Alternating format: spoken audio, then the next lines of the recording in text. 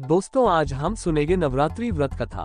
नवरात्रि में जाना सुनी जाने वाली पावन तथा बंद हो, जिसे सुनने से मां भगवती की आप पर विशेष कृपा होगी।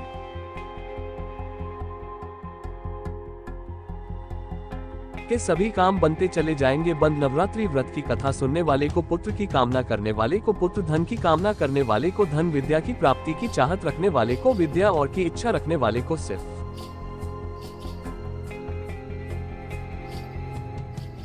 की प्राप्ति होती है।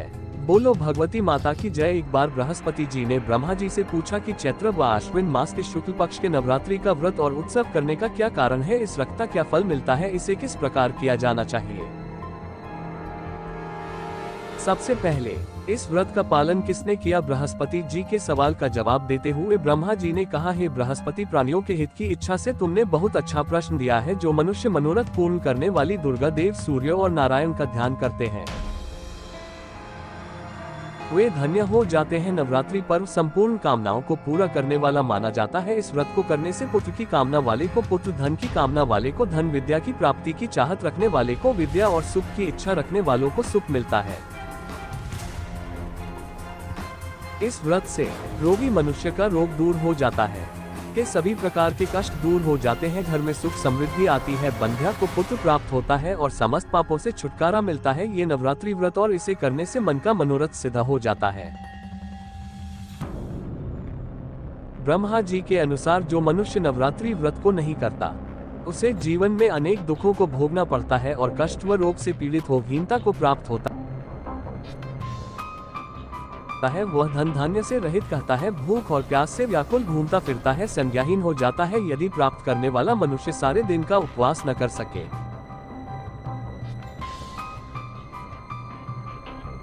एक समय भोजन करके भी इस व्रत को रख सकता है। 10वें बांधवों से नवरात्रि व्रत की कथा का श्रवण करे ही पहुँचते। जिसने सबसे पहले इस व्रत को किया, आज मैं तुम्हें उसकी कथा सुनाता हूँ।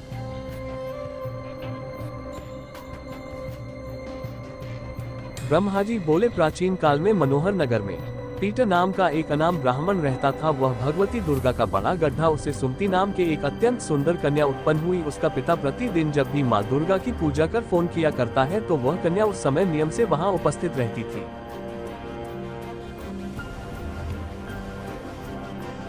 एक दिन श्रीमती अपनी सखियों के साथ खेल रही थी और मां भगवती के पूजन में उपस्थित नहीं हुई। उसके पिता को पुत्री पर क्रोध आ गया और उत्तरी से कहने लगा, अरे दुष्ट पुत्री, आई तो ने भगवती का पूजन नहीं किया, इस कारण मैं किसी कुष्ठ रोगी यादवेंद्र मनुष्य के साथ तेरी शादी को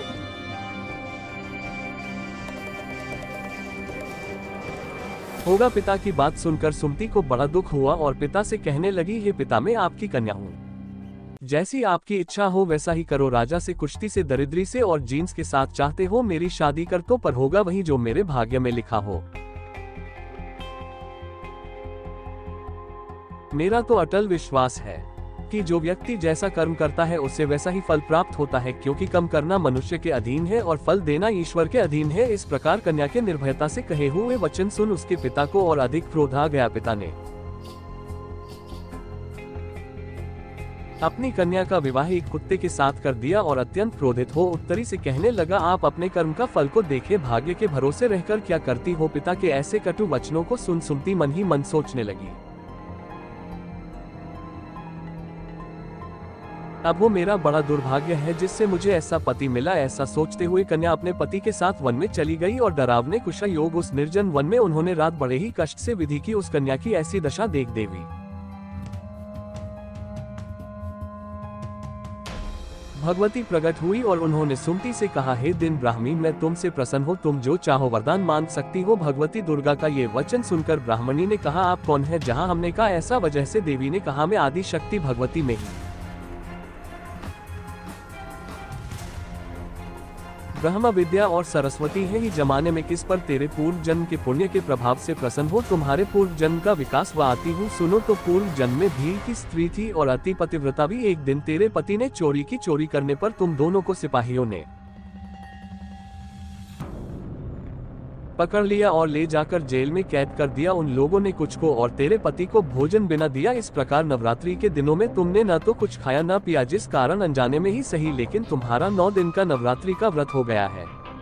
हमने उन दिनों में जो व्रत हुआ उस व्रत के प्रभाव से प्रसन्न होकर मैं तुझे मनोवांछित वर देती हूँ, तुम्हारी जो इच्छा को मांग। इस प्रकार माँ दुर्गा के ये वचन सुन ब्राह्मणी बोली, मैं आपको प्रणाम करती हूँ, कृपा करके मेरे पति का को दूर करो। देवी ने कहा, उन दिनों तुमने जो व्रत किया था उस व्रत का एक दिन का पुण्य पतिका को दूर करने के लिए अर्पण करो, उस पुण्य के प्रभाव से तेरा पति कोर्ट से मुक्त हो जाएगा। इस प्रकार देवी के वचन सुन वह ब्राह्मणी बहुत प्रसन्न हुई और उसके पति का शरीर भगवती दुर्गा की कृपा से को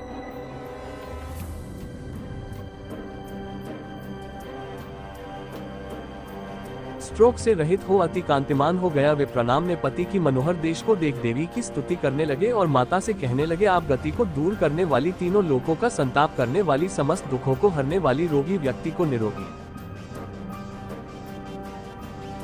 करने वाली, दुष्टों का नाश करने वाली जगत की माता होगी अम्बे। वो ने अपराध अबला को मेरे पिता ने कुश्ती मनुष्य के साथ विवाह कर घर से निकाल दिया था, पिता से तिरस्कृत निर्जन वन में विचर रही है।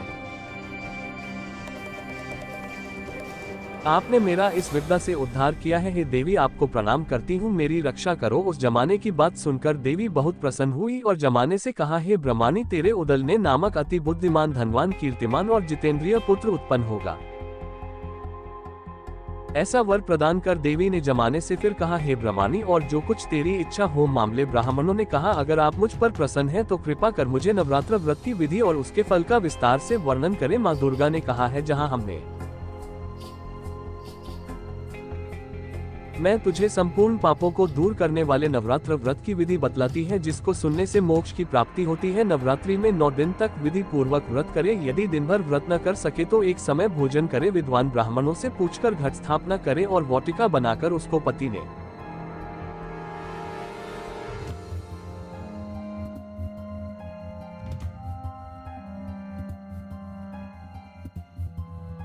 जल से सिंचित महाकाली, महालक्ष्मी और महासरस्वती देवी की मूर्तियां स्थापित कर उनकी विधि विधान पूजा करे। पुष्पों से विधि पूर्वक अधर दे दी। जोड़ा के फल से अधेरे देने से रूप की प्राप्ति होती है। जायफल से अधेरे देने से कीर्ति, डाक से धीरे धीरे से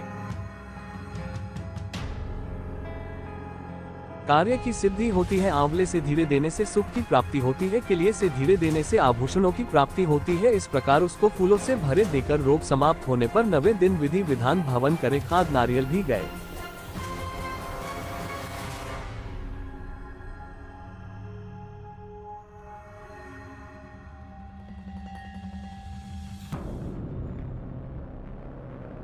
शहद, जो तेल, बेल, दास और कदम आदि सेवन करे। गेहूं से होम करने से लक्ष्मी की प्राप्ति होती है। खीर व चंपा के फूलों से धन की, बेल पत्तों से तेज वस्तु की प्राप्ति होती है। आंवले से कीर्ति की, केले से पुत्र की कमाई से राज।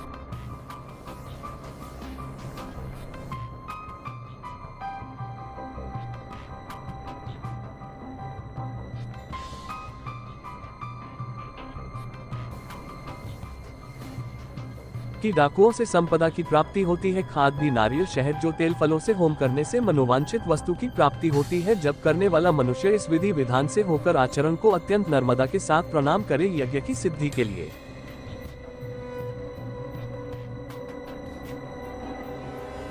भी इस प्रकार बताई विधि के अनुसार जो व्यक्ति व्रत करता है उसके सब मनोरथ सिद्ध होते हैं, इसमें संदेह नहीं करना चाहिए।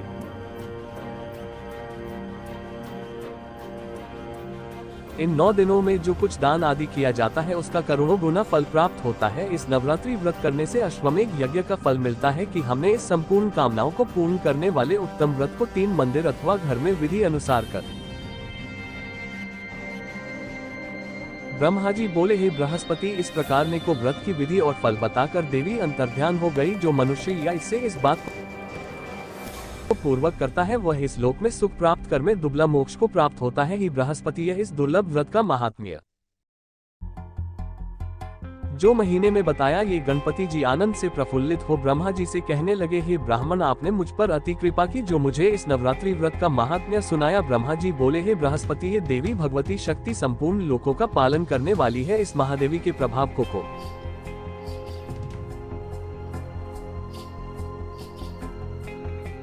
जान सकता है। बोलो भगवती माता की जय हो। राधे राधे। जय श्री कृष्ण। बंधुओं, यदि आपको हमारी वीडियो पसंद आए तो इसे लाइक करें और कमेंट बॉक्स में जय माता दी अवश्य लिखें ताकि आपको कथा सुनने का पूर्ण फल